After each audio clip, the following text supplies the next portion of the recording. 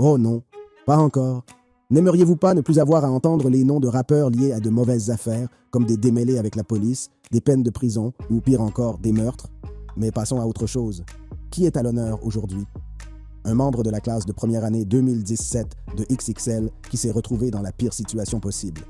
Suivez-nous pour savoir comment Ugly God a tué le père de son meilleur ami. La mort de Reynaldo de Lavalade. Le rappeur Ugly God s'est retrouvé mêlé à un incident dans le Mississippi. Il a été accusé d'un crime impliquant le père de son meilleur ami. Voici comment les choses se sont passées.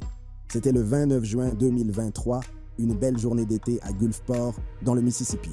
Le calme est rompu par des coups de feu. Reynaldo de Lavalade, 50 ans, a été retrouvé mort dans sa voiture dans le pâté de maison 1000 de Debra Drive, peu avant midi. Sa mort a été causée par de multiples blessures par balle. La réaction rapide de la police n'a pas pu empêcher ce dénouement, comme l'a expliqué le chef Adam Cooper. Nous étions dans le secteur, assez proches. Nous avons pu intervenir dans les minutes qui ont suivi l'appel. J'aurais juste souhaité que nous soyons là un peu plus tôt. Heureusement, un suspect était en garde à vue et coopérait avec les inspecteurs. Toutefois, l'identité du suspect est restée un secret bien gardé à ce moment-là. Ce n'est que plus tard qu'un parent de Lavalade, nommé Tisha, s'est rendu sur TikTok pour faire une déclaration plutôt choquante au sujet de l'incident et de la personne qui en est responsable. Elle a posté plusieurs TikTok dans lesquels elle affirmait qu'Ugly God était le tueur. Parallèlement à ces déclarations, Tisha a partagé un rapport de police, semblant confirmer que le rappeur avait utilisé une arme de poing de petit calibre pour tirer sur de Lavalade alors qu'il se trouvait à l'intérieur de sa voiture. Dans ses vidéos d'hommage émouvantes, Tisha a donné un aperçu des événements qui ont conduit à la tragédie. Elle a décrit une dispute antérieure impliquant Rhonda Reese, la mère d'Ugly God, et Safina Dodo, l'épouse de Lavalade. Cette dispute a ouvert la voie aux événements qui ont suivi. Tisha a écrit son message comme si c'était la victime, de Lavalade lui-même, qui parlait. Le message se lit comme suit. « Bonjour, je m'appelle Reynaldo Buggy de Lavalade. J'avais 50 ans lorsque j'ai été assassiné par le meilleur ami de mon fils le 29 juin 2023, dans la maison où je vis avec sa mère, ma femme et 2 de nos fils. La nuit précédente, il y avait eu une dispute entre sa mère, Rhonda Reese, et Safina Dodo, ma femme, qui s'est tenue à l'écart et a assisté à toute la fusillade. Tisha a expliqué que de Lavalade avait été attiré à nouveau dans la maison, le lendemain sous prétexte que son fils de 11 ans était en train d'être expulsé. Sentant le danger, il est resté dans sa voiture sans sortir. C'est au cours d'une conversation entre de Lavalade et Ugly God, qui était assis devant la maison, que la tragédie s'est produite. Tisha a raconté qu'au moment où la victime quittait sa voiture, de Lavalade lui a tiré 4 balles dans le visage. Pour ajouter à la gravité de la situation, Tisha a affirmé qu'Ugly God s'était vanté du crime et avait jusqu'à présent échappé aux poursuites en raison de la position influente de son oncle en tant que juge dans la ville.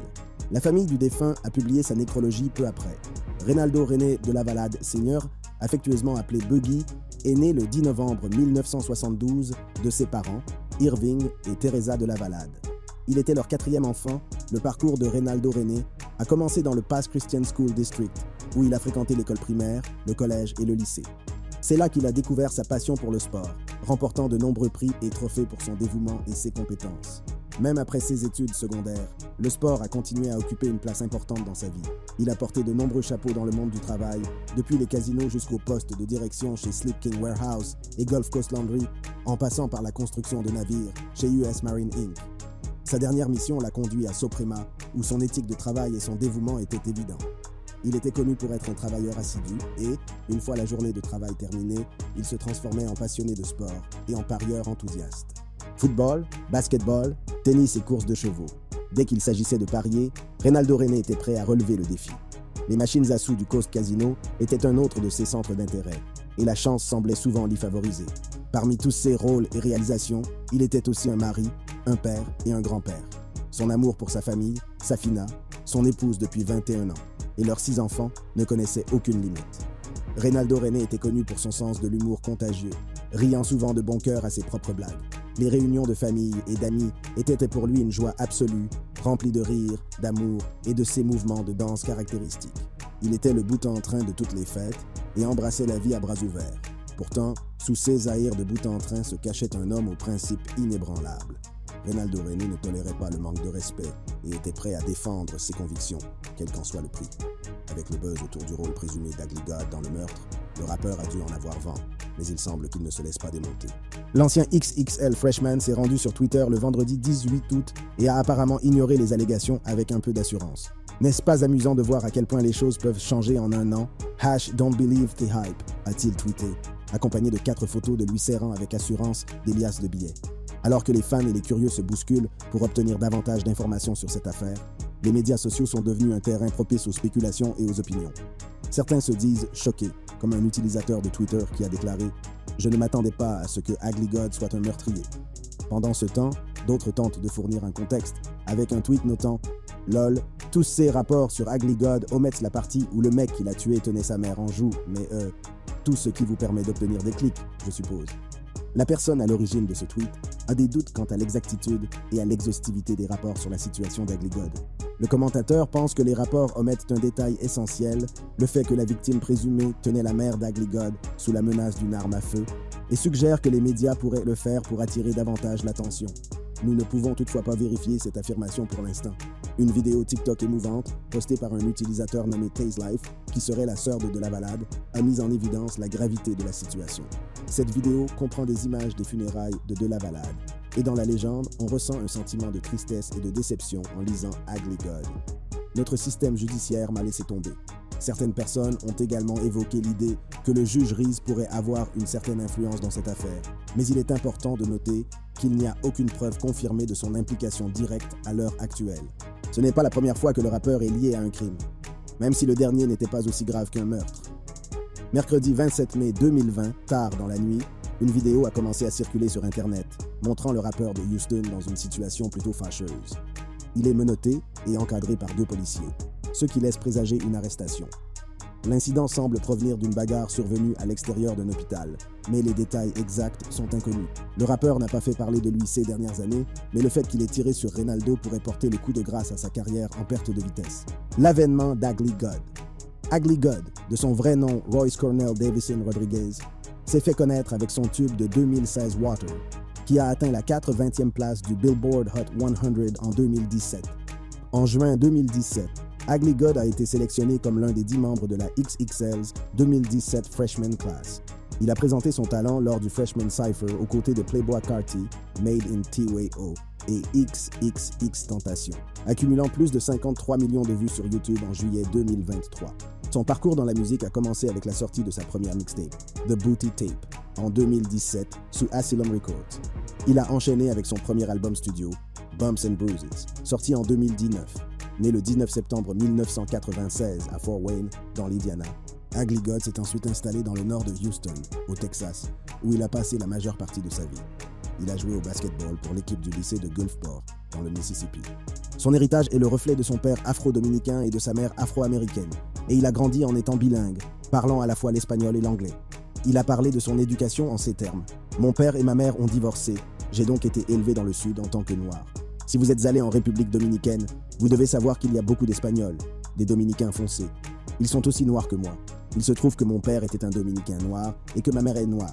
Les Afro-Américains et les Latinos ont la vie dure aux États-Unis. Je suis les deux à la fois, donc je suppose que j'ai une double vie dure. » Le parcours artistique d'Ugly God a commencé sous le pseudonyme de Pussy Bacon pendant ses années de collège, qu'il a ensuite changé en Ugly God en raison de considérations sociales et à la demande de ses parents. L'un de ses premiers titres, I Beat My Meat, est devenu viral après sa sortie le 27 juillet 2015 via son compte SoundCloud, accumulant plus de 33 millions de vues. Il a dû retélécharger la chanson 3 fois parce que l'entraîneur de basketball de son lycée lui a demandé de la supprimer pour ne pas compromettre d'éventuelles bourses de basketball. Une autre étape importante de sa carrière a été la sortie de son single Water le 16 mars 2016, d'abord sur SoundCloud, puis en téléchargement numérique le 19 novembre 2016, sous le label Asylum Records. Water a marqué les esprits en débutant au numéro 100 du Billboard Hot 100, pour finalement grimper jusqu'au numéro 80 du classement. Il a également atteint la 47e place du classement On Demand Streaming Songs et a culminé à la 34e place du classement Hot R&B Hip Hop Songs le 11 février 2017. Ce titre est le premier single de sa première mixtape, The Booty Tape. Ugly God s'est chargé de la production aux côtés de Danny Wolf, et le titre a été lu plus de 95 millions de fois sur SoundCloud à ce jour. En outre, sa vidéo sur YouTube a été visionnée plus de 45 millions de fois. En ce qui concerne la pochette, la version originale sur SoundCloud s'inspirait du premier album de 2013 du groupe Mood Rings, basé à Atlanta, VPI Harmony. Cependant, une pochette originale sur le thème de Pokémon a finalement été créée pour la sortie officielle. En 2017, Ugly God a fait sensation en lâchant un diss track peu conventionnel visant nul autre que lui-même, judicieusement intitulé « Fuck Ugly God ». Toute la saga a commencé lorsqu'il a tweeté « Fuck it ». Je lâche un diss track d'Ugly God ce soir.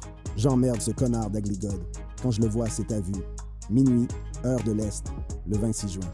Les paroles du morceau ont pris une tournure unique, se concentrant sur des aspects de la vie d'Ugly God qui sont devenus un sujet d'autodénigrement. Vincent Caruso de Préfixe Magazine a décrit les rôtis dans la chanson comme allant de « faussement doux » à « abjectement impitoyable » et même « effroyablement personnel ». Ugly God y affirme notamment qu'il s'est fait sauter à Halloween 4 ans plus tôt, en 2013. Ce morceau intriguant a trouvé sa place sur sa mixtape « The Booty Tape » et a rapidement récolté plus de 15,5 millions de streams sur SoundCloud. Le 4 août 2017, Ugly God a franchi une nouvelle étape importante en publiant sa première mixtape, The Booty Tape. La mixtape a fait des vagues en se classant à la 27e place du prestigieux classement Billboard 200. En 2018, la présence d'Ugly God sur la scène musicale a continué à avoir un impact. Il a participé à la chanson Boom de Lil Yachty, qui fait partie de l'album Lil Boat 2, sorti le 9 mars 2018. Boom s'est hissé à la 88e place du Billboard Hot 100. En 2018, Ugly God a également offert à ses fans un EP intitulé Just a Little Something Before the Album, qui a servi de prélude à son premier album très attendu, Bumps and Bruises. Cet EP, sorti le 23 avril 2018, comprenait 4 titres. Leave a Tip, featuring Splash Dexter, We Want All to Smoke, Beach Where My Hug At et Tropics. En collaborant avec des producteurs comme Nicky Bunkin, Shoki et Red Drum, Ugly God a continué sur sa lancée, révélant 2 autres projets en cours de préparation, Bumps and Bruises, son premier album, et un EP intitulé 777. En mars 2019, Ugly God surprend ses fans avec la sortie d'un single intitulé Hello, en featuring avec Lil Pump. Il enchaîne avec un autre single, Lost in the Sauce, et le clip qui l'accompagne. Le 13 juillet de la même année, il a annoncé la date de sortie de Bumps and Bruises et dévoilé la liste des titres le 17 juillet. L'album est officiellement sorti le 9 août, avec une version de luxe comprenant 16 titres, dont 2 singles bonus, Hello et Lost in the Sauce. La collaboration d'Ugly God avec le producteur Tay Keith a donné naissance au titre Batman, qui a été écouté 782 000 fois sur SoundCloud. Il a également collaboré avec le rappeur Wintertime sur Tell Me How You Feel, qui a accumulé 621 000 streams sur SoundCloud. Il a également collaboré avec Takeoff de Migos sur le titre Hold Up, qui a été écouté 3,5 millions de fois sur Spotify. Au 1er juillet 2023, Hello et Lost in the Sauce ont accumulé respectivement 5,1 millions et 2,24 millions de streams sur SoundCloud. Mais les choses n'ont pas toujours été faciles pour le rappeur. En 2018, Ugly God s'est ouvert sur son combat d'1 an contre la dépression. Il a exprimé sa lutte, ayant l'impression que personne ne remarquait sa douleur. Malgré ces difficultés, il a parlé de sa compréhension du fait que ses fans ne sont peut-être pas censés s'intéresser à sa vie personnelle. Il a également parlé de sa détermination à être un bon ami et à continuer à faire de la bonne musique. En réponse à la sympathie d'un fan, il a également évoqué le défi que représente l'expression de ses sentiments à une époque où certaines personnes font de la dépression une tendance, tandis que d'autres souffrent réellement de troubles mentaux et émotionnels. Lors d'un entretien avec Billboard en 2019, Ugly God a parlé de son premier album sur un grand label, Bumps and Bruises, de sa lutte contre la dépression, de la scène rap SoundCloud et de l'importance de prendre soin de soi en priorité. L'une des particularités d'Ugly God est sa volonté d'affronter les critiques de plein fouet. Lorsqu'on lui a demandé comment il gérait les critiques négatives et la presse, il a clairement indiqué qu'il ne se contentait pas de les ignorer. Pour lui, il serait injuste de ne pas lire tout ce que tout le monde a à dire. Il considère la critique comme une opportunité de croissance, une chance de découvrir ce qu'il pourrait manquer. Si une opinion universelle suggère qu'il pourrait faire quelque chose de différent pour attirer un public plus large, il y prête attention. Il n'était pas du genre à craindre les commentaires constructifs. Ugly God a toujours été connu pour son style humoristique et excentrique, mais il a pris la décision délibérée de ne pas devenir un rappeur blagueur ou de ne pas miser sur la valeur de choc. Il a expliqué que lorsqu'il est entré sur la scène, il était tout simplement un peu gaffeur. Cependant, lorsque l'industrie musicale a vu l'émergence de rappeurs gimmick, il s'est rendu compte du danger qu'il y avait à paraître bidon. Il a été qualifié de rappeur troll par ceux qui n'appréciaient pas sa musique, mais il a refusé de se laisser définir. Il a dû prendre ses distances par rapport à cette perception qui commençait à prendre de l'ampleur. En grandissant, il n'avait pas de liste de rappeurs préférés. Il écoutait surtout la radio et passait d'innombrables heures dans sa chambre à travailler sur son art en solitaire. La prise de conscience que le rap pouvait devenir une profession pour lui est venue de manière inattendue. L'école a toujours été facile pour lui et il avait beaucoup de temps libre. Il a donc décidé de faire des beats et de s'enregistrer lui-même dans sa chambre d'étudiant sans savoir où cela le mènerait. Son album comporte toujours des moments drôles, mais il est le reflet de son évolution personnelle et de sa maturité. Il n'essayait pas d'éviter l'humour, mais simplement de produire une musique qui lui semblait adaptée à l'étape actuelle de sa vie. Quant au succès surréaliste qu'il avait obtenu à un si jeune âge, Ugly God ne pouvait s'empêcher de penser que tout cela était imaginaire. C'était comme le fruit de son imagination. Mais une chose est sûre, il a parcouru un long chemin depuis sa chambre d'étudiant et son voyage dans le monde de la musique est loin d'être terminé. Ugly God s'est fait connaître à l'époque de SoundCloud, une période qui a donné naissance à de nombreuses sensations musicales. Mais avec le recul, il n'a pas consciemment essayé de se distancer de cette étiquette. SoundCloud n'était qu'une étape dans son parcours musical, et il s'est efforcé de s'adapter au courant, en constante évolution de l'industrie. Après avoir fait la transition vers une grande maison de disques, Ugly God s'est aventuré dans un nouveau domaine de possibilités. Le soutien d'une grande maison de disques lui a ouvert les portes de nombreuses opportunités de presse qu'il n'aurait pas pu obtenir seul. Son approche de l'enregistrement est cependant restée inchangée. L'essence de sa musique était toujours élaborée de la même manière, enracinée dans son style unique. Interrogé sur la comparaison entre Bumps and Bruises et Booty Tape, son projet précédent, Ugly God a réfléchi à son évolution personnelle et à la pression supplémentaire liée à sa notoriété croissante. Bumps and Bruises a trouvé un écho plus profond auprès des fans et il a attribué une partie de son succès au fait qu'il a pris son temps. Il reconnaît que la pression a été immense, surtout après les premiers succès de titres comme Beat My Meat et Water. La mixtape qu'il avait publiée auparavant était un cadeau à ses premiers fans, mais cet album était différent. Il s'agissait d'une déclaration, d'un témoignage de son évolution en tant qu'artiste. La conversation a porté sur les raisons qui ont motivé la sortie de Bumps and Bruises. Mais Ugly God pense que ses fans ont été attirés par lui en raison de sa personnalité en tant qu'artiste et qu'il a fait l'album autant pour lui-même que pour ses partisans dévoués. La décision de faire une pause et d'espacer ses sorties est venue naturellement à Ugly God. Il a compris que dans l'industrie musicale, tout fonctionne par période et qu'il s'agit de s'adapter à l'émergence de nouveaux artistes tout en se donnant la possibilité de se développer personnellement. Le battage médiatique constant et les tournées rigoureuses l'ont parfois étouffé et il a eu besoin d'une pause pour mûrir et se développer en tant qu'artiste. Se remémorer son parcours de la chambre d'étudiant à la sensation virale, c'est comme revisiter un rêve. Le passage de la célébrité en ligne au monde réel, où il a rencontré ses fans face à face lors de concerts, a été une expérience incroyable et parfois bouleversante. C'est comme si sa vie entière avait été condensée sur l'écran de son téléphone avant qu'il ne saisisse vraiment l'ampleur de son succès. La compréhension d'Ugly God de l'industrie musicale a été largement autodidacte, résultat de sa nature introspective et de son penchant pour la pensée critique. Malgré son apparence décontractée, il savait exactement ce qu'il faisait et refusait de se laisser berner par les façades de l'industrie.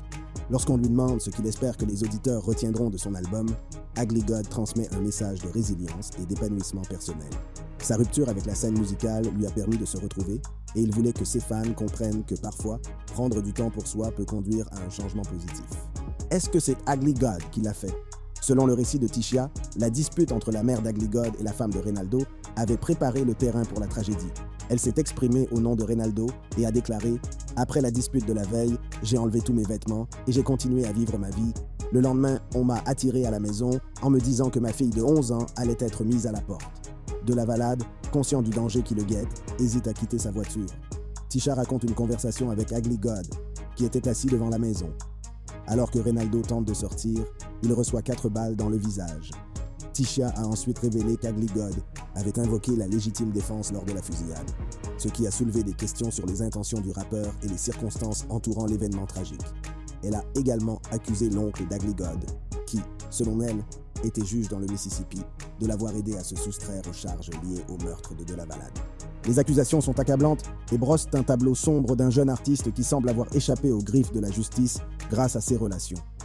Les messages de Tisha étaient remplis de chagrin et de colère, un appel à la justice et à la responsabilité. Elle souligne la détermination des frères et sœurs du défunt à tenir Ugly God pour responsable de ses actes et à attirer l'attention sur la mort tragique de la Valade. Selon elle, ce qu'ils ne savaient pas, c'est qu'indépendamment de ce qui était dépeint ou de ce qu'ils pensaient, mes 3 sœurs et mon frère ne laisseraient jamais passer cela sous le radar comme ils l'avaient tous prévu.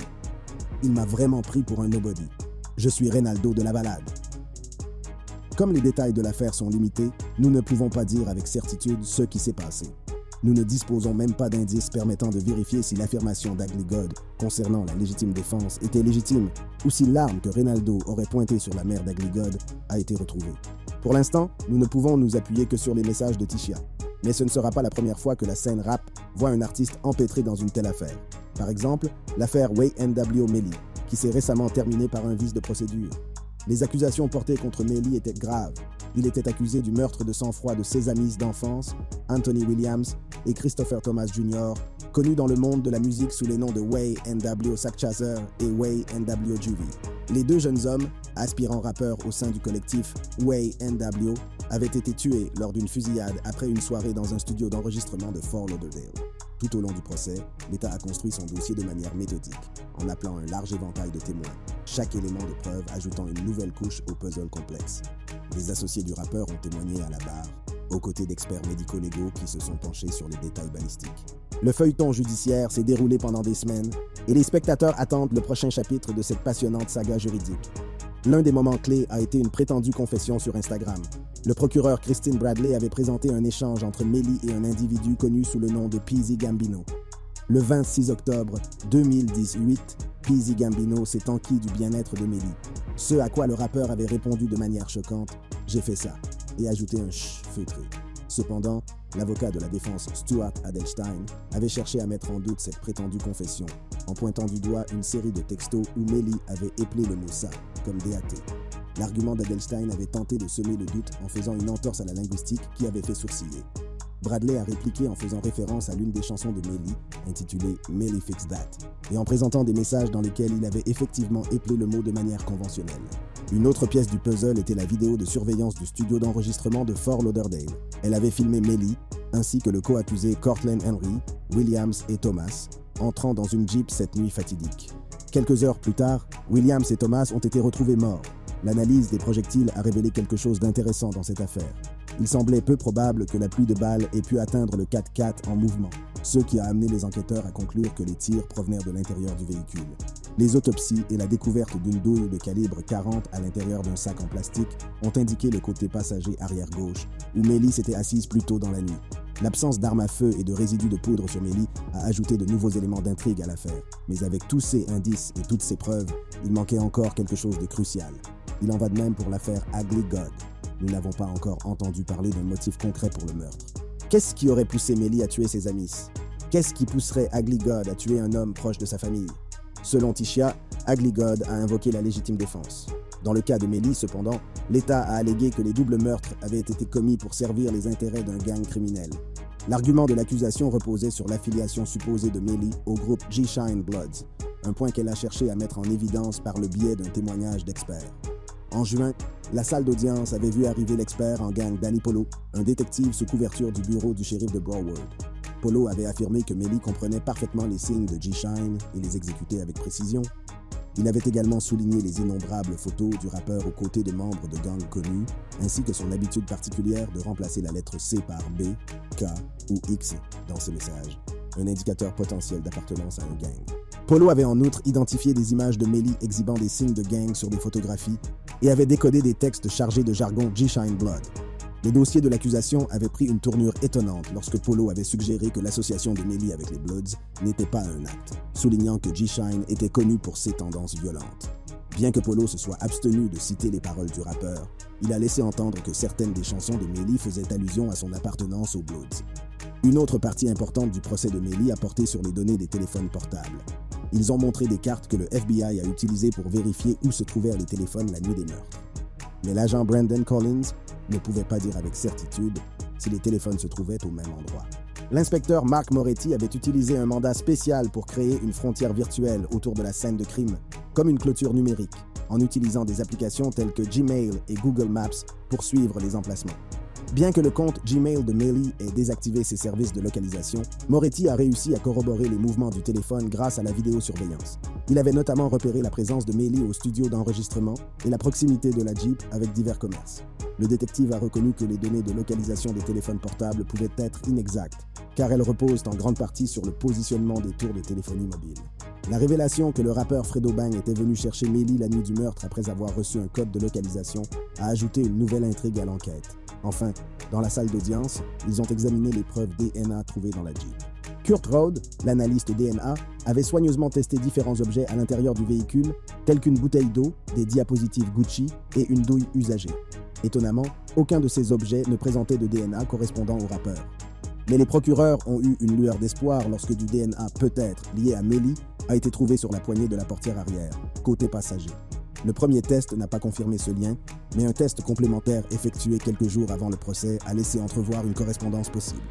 Dans les cas de Melly et d'Ugly God, les motifs semblent être centrés sur des conflits et des différends personnels. Le cas de Melly suggère que les meurtres pourraient être le résultat d'une dissimulation en voiture à la suite d'une dispute. Dans le cas d'Ugly God, en revanche, le mobile est décrit comme découlant d'une dispute entre la femme de Delavalade et la mère d'Ugly God, dispute qui a dégénéré en fusillade mortelle. Dans les deux cas, l'opinion publique est influencée par les informations disponibles, qui sont pour la plupart partiales. Elles sont également axées sur la présentation de preuves, que ce soit dans le cadre d'un procès, comme dans le cas de Melly, ou par le biais de messages sur les médias sociaux, comme dans le cas d'Ugly God. Mais pensez-vous qu'Ugly God soit coupable? Nous devrons attendre que d'autres preuves soient révélées. En attendant, cliquez sur les liens qui apparaissent sur votre écran pour accéder à d'autres vidéos comme celle-ci.